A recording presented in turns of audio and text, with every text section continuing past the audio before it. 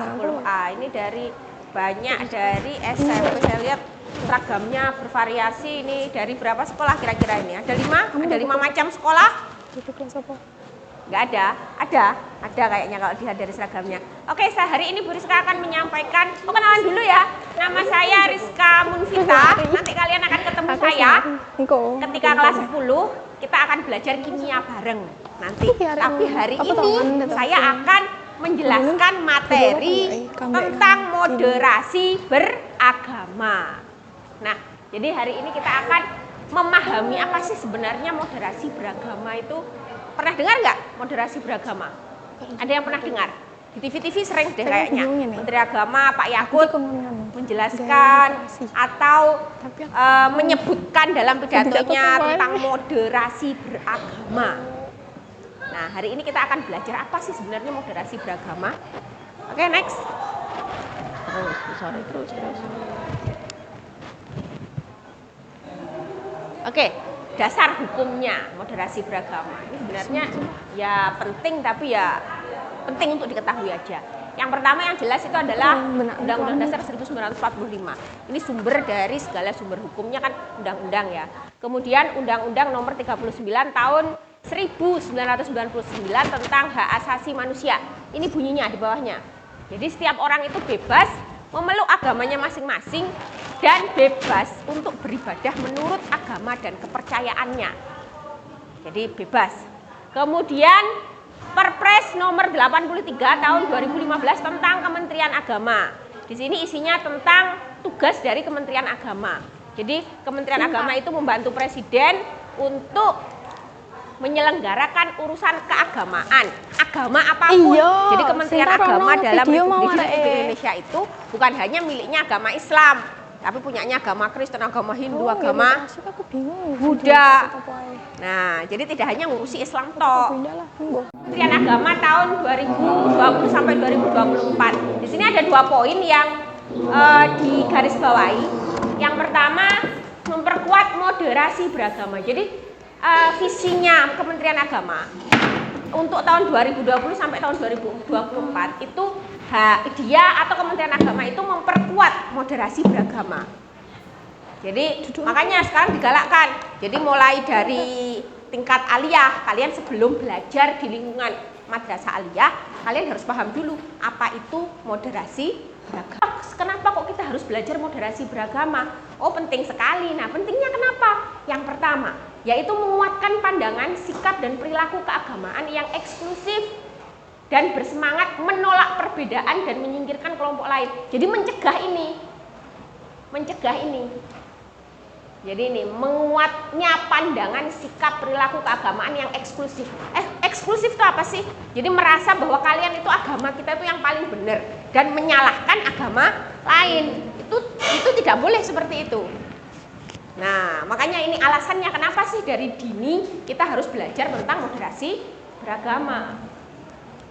Kemudian yang kedua, alasan kita harus belajar adalah tingginya angka kekerasan bermotif agama. Nah, ini ternyata sudah banyak terjadi kasus di lingkungan sekolah, bahwa ternyata masih anak-anak pun sudah masih usia sekolah pun sudah fanatik terhadap agamanya. Nah, ini kita harus bisa mencegahnya, makanya perlunya memahami moderasi beragama sejak dini. Menurut suatu agama itu bertentangan. Nah, kita sudah menyalahkan. Contoh, jaranan yopo, kerasukan setan, tidak sesuai dengan agama, mungkin seperti itu, tidak sesuai dengan budaya. Itu tidak boleh seperti itu. Makanya untuk mencegah sikap yang seperti itu, kita belajar moderasi beragama. Bawahnya masih ada ini. Habis, moderasi beragama itu sangat diperlukan di negara Republik Indonesia. Yang pertama, negara Republik Indonesia itu adalah negara kepulauan. Ini kamu sudah belajar di PPKN. Di PKN ya, bahwa mulai dari Sabang sampai Merauke terdiri dari 17.504 pulau. Antara 17.504 pulau di dalamnya terdapat 250-an agama dan kepercayaan. Kalau agama yang diakui oleh negara kita ada 5, Tapi kepercayaan, nah kurang lebih ada 250 ini. Kepercayaan itu apa? Kayak misalkan aliran. Nah, aliran. Jadi agamanya Islam tapi kan beda aliran. Nah, itu seperti itu. Jadi ada 250-an agama dan kepercayaan. Kemudian mulai dari Sabang sampai Merauke itu ada sekitar 1340 suku bangsa. Bedaan yang luar biasa ini yang menyebabkan kita, negara kita itu memiliki multikultur, multi religi, multi etnis, multi bahasa, multi golongan. Nah, jadi makanya kita harus belajar moderasi beragama. Di dalam Al-Quran itu keberagaman itu juga sudah dijelaskan. Dalam Al-Quran surat Al-Hujurat ayat 40, ayat 13 ya. Ayat 13 ini. Macam etnis dan lain sebagainya. Ayo lanjut. Nah, nih. Karena multi etnis, multi golongan, multi bahasa, tadi ya keberagaman tadi itu rawan sekali menimbulkan potensi konflik. Karena seorang manusia itu cenderung biasanya menyalahkan orang yang berbeda. Orang yang berbeda, baik itu beda pandangan, beda prinsip, itu biasanya cenderung menyalahkan. Nah, perbedaan itulah yang akhirnya menimbulkan atau berpotensi menjadi konflik. Nah, jadi keberagaman ada potensi konflik, yang menjembatani inilah yaitu moderasi beragama.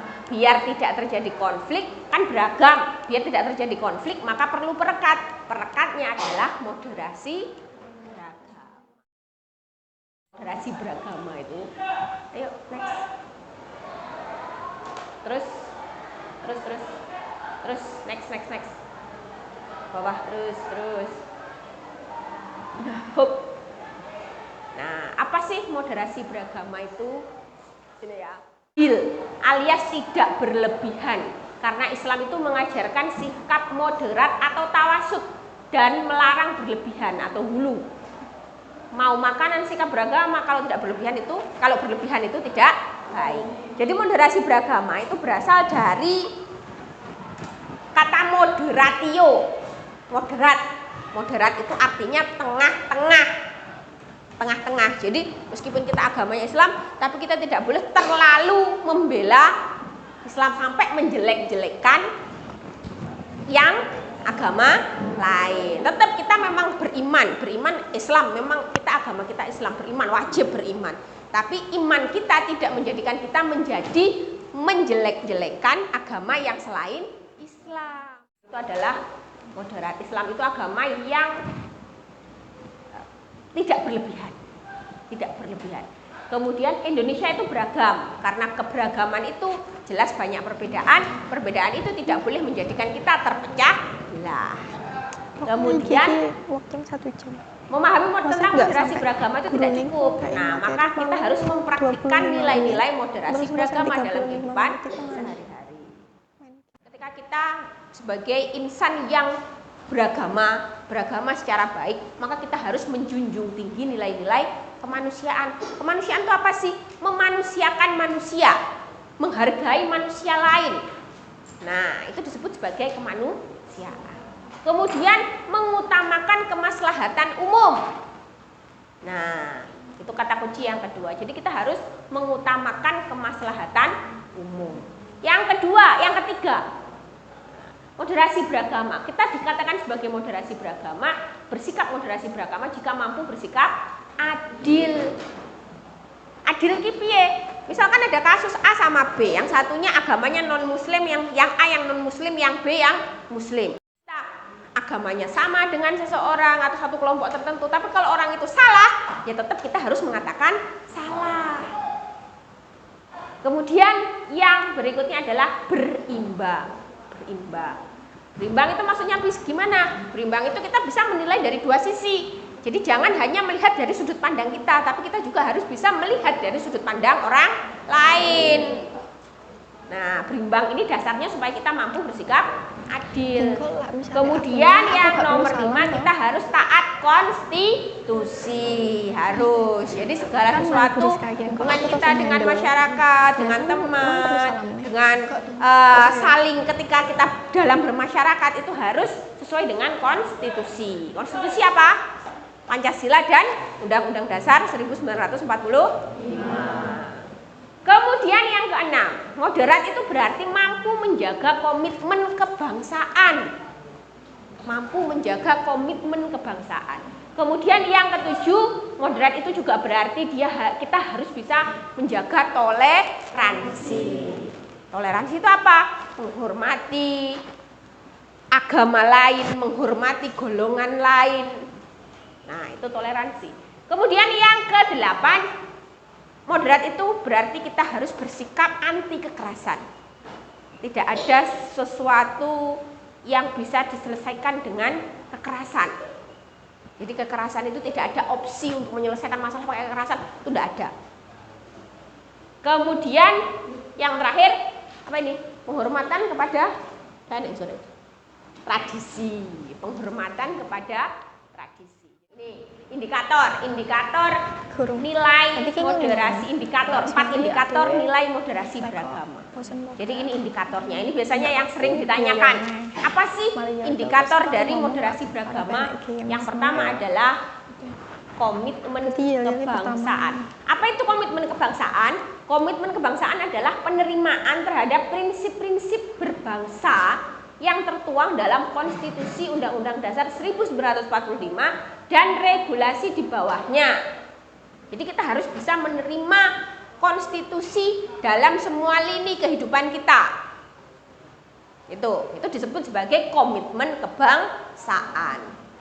Yang kedua, indikator yang kedua yaitu toleransi. Jadi indikator itu apa sih, Rek? Indikator itu adalah 4 sikap yang bisa dinilai kita dianggap sudah memiliki moderasi beragama. Kita dianggap sebagai individu yang sudah moderat itu melalui 4 sikap ini. Sudahkah kita bisa menjaga komitmen kebangsaan? Sudahkah kita bisa toleransi? Sudahkah kita bisa anti kekerasan? Dan sudahkah kita bisa adaptif terhadap budaya lokal? Jika 4 indikator ini terpenuhi, maka kita disebut sebagai individu yang sudah taat terhadap moderasi beragama. Nah, jadi yang ketiga tadi, yang kedua tadi kan toleransi, yang ketiga adalah anti kekerasan. Tadi sudah. Kemudian adaptif terhadap budaya lokal. Oke, next. Ciri-ciri kita berlebihan dalam beragama. Nah, sekarang kita metani diri kita sendiri, menilai diri kita sendiri. Apakah kita berlebihan dalam beragama? Bagaimana caranya? Nah, ada 3 faktor yang bisa kita lihat. Yang pertama, literalisme dan fanatisme buta. Nah, orang yang dikatakan sebagai berlebihan dalam beragama, yang pertama cirinya adalah mereka menafsirkan agama dengan literer alias tekstual. Tekstual itu sesuai dengan teks, sesuai dengan literatur saja, tapi tidak adaptif terhadap, tidak sesuai dengan kenyataan yang ada dalam masyarakat. Mereka tidak akan menggali konteks dari suatu dalil atau teks. Misalnya, kalau membaca ayat tentang perang, mereka tidak melihat konteks ayatnya. Mereka juga mengagungkan supremasi kelompok serta simbol-simbol kelompok.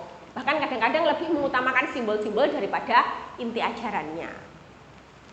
Nah, ini. Jadi terlalu kontekstual, tidak bisa adaptif. Contoh, dulu Nabi ketika zamannya Nabi, kalau kemana-mana naik unta. Kamu sekarang nggak mau naik sepeda. Kenapa? Karena zamannya Nabi tidak ada. Kamu naik unta aja kemana-mana, naik sekolah, ke sekolah naik unta. Aku bingung. Nggak mau naik sepeda. Nah, itu contoh. Jadi konteks. Jadi Islam itu kan berkembang. Kita nggak boleh menafsirkan sesuatu sesuai dengan ayat di mana turunnya. Jadi kita harus bisa adaptif terhadap situasi dan kondisi pada saat ini. Bukan berarti kamu harus naik onta ke sekolah. Jadi boleh naik sepeda dan lain sebagainya. Contoh seperti itu. Kemudian misalkan puasa. Kalau di negara kita yang berada di Katulistiwa, puasa itu rata-rata berapa jam? Berapa jam? 14 jam. Tapi bagaimana di negara-negara kutub yang kutub utara atau kutub selatan, yang mereka sedang mengalami musim dingin atau musim panas? Katakanlah musim dingin aja ya, ketika dia malamnya itu 24 jam, gak enak matahari belas.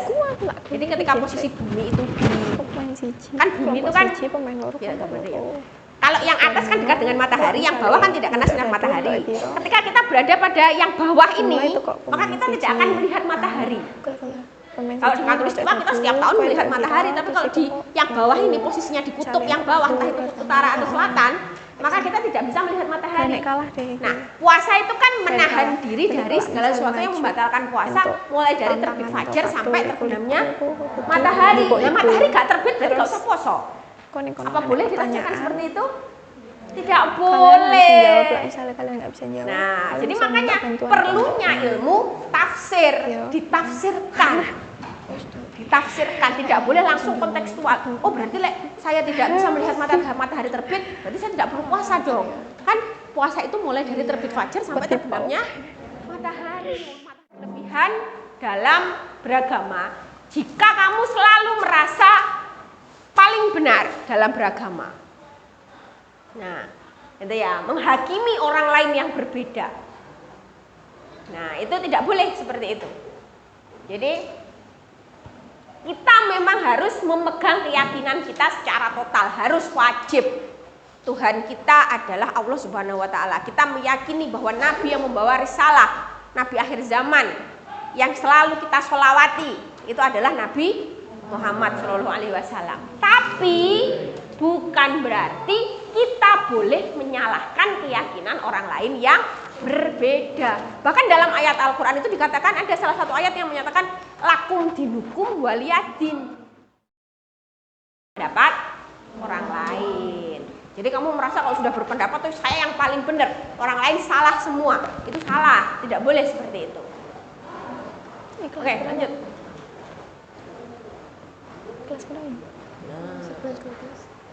Bagaimana cara kita untuk tetap berada pada posisi moderat? Gak fanatik, yo imannya tidak berkurang, tapi juga tidak fanatik, tidak berlebihan. Yang pertama, kita harus mempelajari berbagai macam versi dari informasi. Jangan hanya mendengar dari salah satu sisi. Enek berita ning TikTok, kamu langsung percaya. Padahal itu kan berita. Beritanya itu hanya dari satu sudut pandang. Kamu harus melihat dari berbagai sudut pandang. Kemudian yang kedua, berpikir kritis. Jangan mudah percaya pada informasi awal yang kita terima. Ayo cek dan double cek. Tidak boleh. Sudah tahu info dari media sosial langsung di-share ke temennya. Tidak boleh seperti itu. Kita harus memastikan dulu apakah informasi yang kita terima itu benar atau salah. Gak boleh langsung di-share. Kalau dulu itu mulutmu harimaumu, sekarang itu jempolmu harimaumu. Jadi jangan langsung share. Dibaca, di cross check benar atau tidak. Yang ketiga, jadilah pendengar yang baik. Jangan hanya ngomong tapi dengarkan juga. Kenapa kok Allah Subhanahu wa taala itu ngasih kita satu mulut dan dua telinga? Itu karena Allah itu pengen kita banyak mendengar daripada ngomong. Daripada berbicara, dengarkan dulu. Jangan langsung ngomong. Kalau sekarang kan kebalik. Walaupun karakter individu yang berbeda dari norma umum. Kemudian kita harus memahami latar belakang setiap individu. Karena perbedaan itu adalah keniscayaan. Manusia itu memang diciptakan berbeda, tidak sama. Gender aja beda, kamu ada laki-laki, ada perempuan. Suku ya berbeda, ada yang kulitnya beda, ada yang hitam, ada yang putih. Enek sing setengah-setengah sawo mateng. Nah, jadi memang berbeda. Karena berbeda, maka kita harus menghormati perbedaan. Kemudian yang keempat, kita harus bisa membangun komunikasi dengan sebanyak-banyaknya teman. Jadi jangan menyendiri, pentingnya berkomunikasi, kenalan, sakelas, tukar pendapat. Harusnya Kemudian yang terakhir adalah apresiasi dan berikan kesempatan kepada teman-teman yang berbeda di lingkunganmu. Jadi bukan berarti aku males tambah arek itu soalnya beda pendapat gampang ngeyelan. Enggak boleh seperti itu. Semua orang kan kita kan berbeda-beda. Jadi kita harus bisa menghargai orang lain. Masuk kelas jam berapa? Next. Habis. Ya, sudah habis. Nah, ini ya. Jadi materi yang saya sampaikan itu tadi bisa dijadikan dasar. Setelah ini kalian akan melakukan permainan dipimpin oleh Kak Abel. Nanti permainannya akan dijelaskan seperti apa oleh Kak Abel. Itu tentang moderasi beragama. Jadi nanti ada tanya juga. Jadi nanti di situ kayak kamu pernah main ular tangga? Nah, ular tangga, tapi nanti ada poin-poinnya. Di situ ada pertanyaan tentang moderasi beragama. Nanti akan dibagi menjadi beberapa grup. Grup yang menang dapat apa itu? Hadiahnya hadiah hiburan. Ya, nanti akan dibagi menjadi grup. Berapa grup, Pak Abel? 6. Ada 6 grup. Oke, silakan Abel, kurang lebihnya mohon maaf ya. Assalamualaikum warahmatullahi wabarakatuh. Bisa dibantu Abel permainannya. Ini habis materi, ngantuk nggak? Ngantuk? Enggak? Oh enggak. Nggak bosen? Kita yel-yel lagi aja kali ya biar semangat. Ayo berdiri semuanya.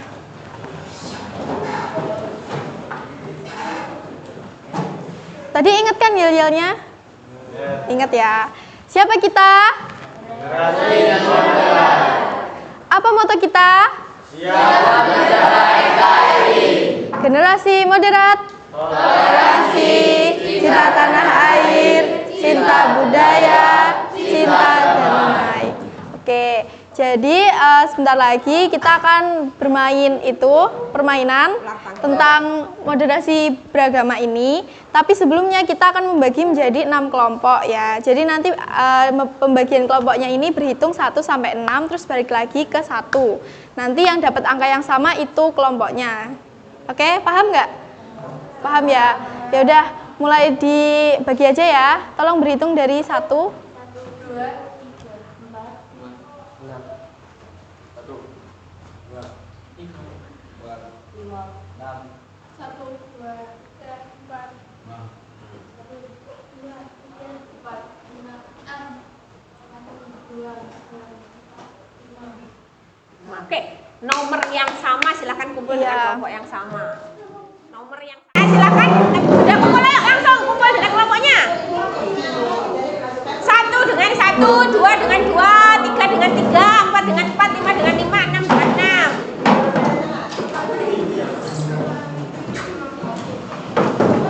2 ini cukup. 2 ini cukup ya. Ini enggak usah. Nggak usah ini enggak. Ini cukup ini 2 ini. Saya beberin.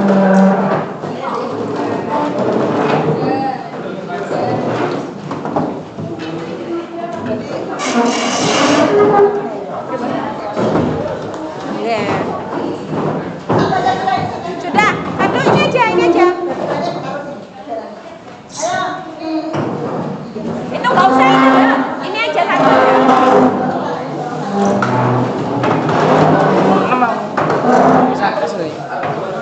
Oke, kalau sudah dibagi per kelompok, silakan dari masing-masing kelompok. Nomor 1, yang nomor 1 sini, nomor 1. Kelompok 1. Mana kelompok 1?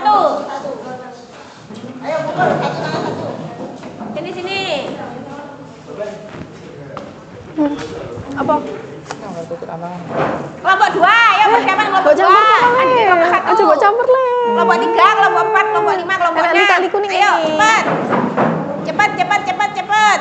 Iki apa? Ke belakang, Rek, ke belakang. Jangan duduk. Nah, biar genah. Kelompok 1. Tetap ini. Satu le. Kelompok 2, kelompok 3 sini. Ayo. Oh wes deh. 2, ini kelompok 1 ya. Dah ikut tok dah. Tantangannya dah. Bukan. 2 aja, kayak gini barisnya. 2. Biar penak. Nah. Kelompok 3. Kelompok 4. Ini, kelompok 4 sini, kelompok 4. Alhamdulillah aku terbantu. Tidur nih. Aku semuanya mau bagi nih.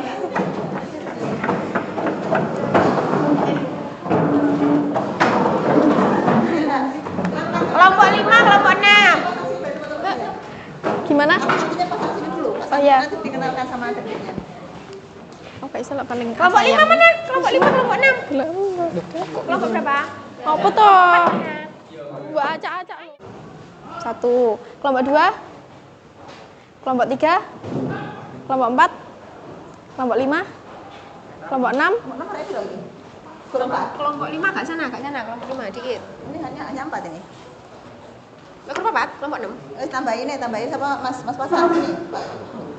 Kelompok 6. Biar.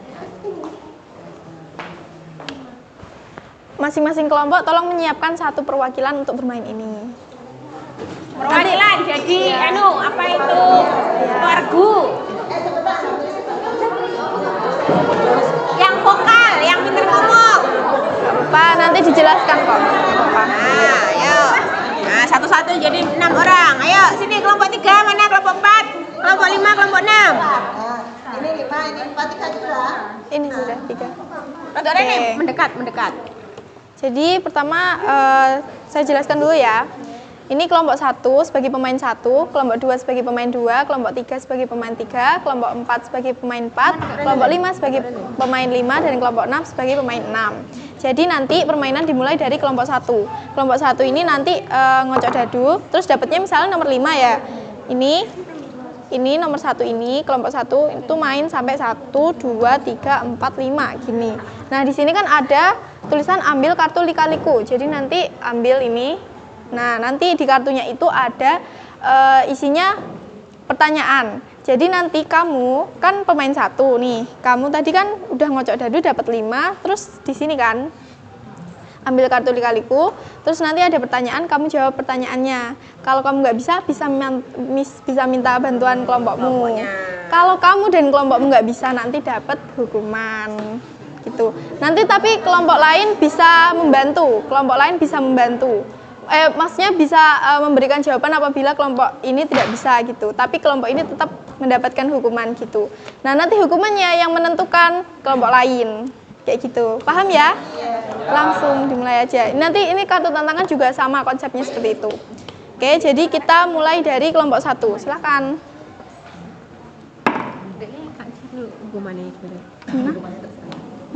Oh, naik. 6. Tolong ceritakan gambar ini.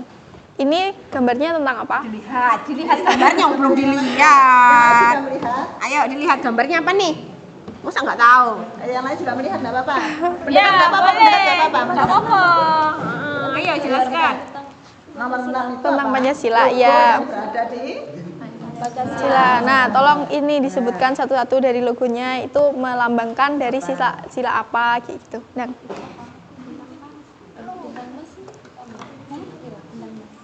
Gak apa-apa, diwakili temennya nggak apa-apa. iya nggak apa-apa. Yang bisa nggak apa-apa. Satu kelompok. Satu grup. Iya. Ayo jelaskan. Iya, itu Sila apa sila apa? silanya? Silanya berbunyi seperti apa? Sok apa Pancasila? Ya, terus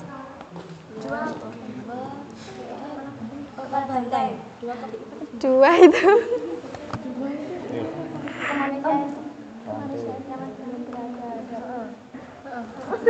apa?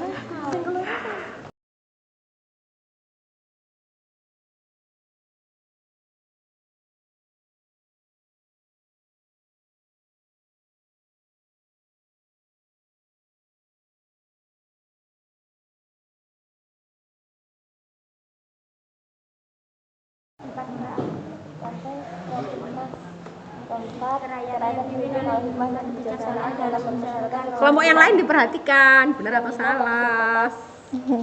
Sudah? Kelompok lain gimana? Ada yang salah Ada jawabannya. salah nggak? Ada yang bisa membenarkan nggak? Nah, kelompok berapa yang bisa benerin? Angkat tangan. Ayo, nggak apa-apa, nggak usah takut. Oke, silakan kelompok 4. Ayo, kelompok 4, yuk. Ayo, jangan buang-buang waktu. Ayo, silakan. Nggak apa-apa. Pertama, bintang ketuhanan yang Maha Esa. Sila kedua, rantai emas, manusia yang adil dan beradab. Sila ketiga, pohon beringin, Satuan Indonesia. Sila keempat, kepala banteng, rakyatnya yang dipimpin oleh hikmat kebijaksanaan dalam permusyawaratan perwakilan. Rantai kelima, peradilan kapas, keadilan sosial bagi seluruh rakyat Indonesia. Tepuk tangan. Tuh, sip, kelompok 4. Jadi sudah benar silanya, cuma Cuma urutannya yang salah. Urutan simbolnya yang salah. Ya perlu diperhatikan lagi di generasi muda, masa Pancasila sama simbolnya nggak hafal. Oke, lanjut. Yang paling dulu sampai finish dapat Iya. door prize. Ya paling enggak kalau enggak sampai finish ya mendekati Paling finish. paling nomor yang paling besar. Oke, silakan kelompok 3. Tidak ada kelompok 2. Oke, kelompok 3. Sudah. Silakan ambil kartu lika-liku. Bacakan yang keras. Kampung Santri bersebelahan dengan Kampung Mojo yang mayoritas penduduknya beragama Hindu. Yang lain juga diperhatikan. Ketika terjadi bencana tanah longsor, banyak warga Kampung Mojo yang kehilangan tempat tinggal dan menguasai ke Kampung Santri. Pak Amin sebagai salah satu warga Kampung Santri menolak untuk menampungnya. Bagaimana sikap Amin menurut pendapat kalian? Mencerminkan indikator apakah sikap tersebut? Silakan dijawab. Bisa minta tolong kelompoknya juga. Berapa tuh lika-likunya? Kartunya nomor berapa? 20. Oke, tepuk tangan. Meskipun berbeda agama tetap harus saling Toleransi. Oke, sip. Oke, Ayo terima lanjut. kasih. Kelompok. Silakan kelompok 4. Iya. 3. Dihitung bareng-bareng ya. 1, 2, 3. Silakan ambil kartu Ambil kartu tantangan. tantangan. Baca yang keras. Wah, apa nih? Tim saya akan menyanyikan lagu nasional. Iya. Sip, ayo. Ayo. Silakan. Yang keras ya. Ayo nyanyi apa disik. Mana kelompok 4? Ya. Ndang, ayo, bentar tak delok sing ndi sing anu. Ayo, Ndang. 1, 2, 3. Garuda Pancasila, akulah pendukungmu. Patriot proklamasi, Berkorban untukmu. Ayo nyanyi bareng-bareng semua. Pancasila dasar negara, rakyat adil makmur sentosa, pribadi bangsaku. Ayo maju, maju, ayo maju, maju, ayo maju, maju. Ya, terima kasih. Ya maju aja. Gak apa-apa ya, sendiri aja nggak apa-apa. Buat perwakilan. Nih, selamat ya. Udah. Oke, sampai ketemu di lain kesempatan ya. Oke, silakan dilanjutkan materinya. Mohon beri Orientasinya ID card. apa setelah ini? Mohon beri ID card Mohon maaf. Assalamualaikum warahmatullahi wabarakatuh. Tetap semangat.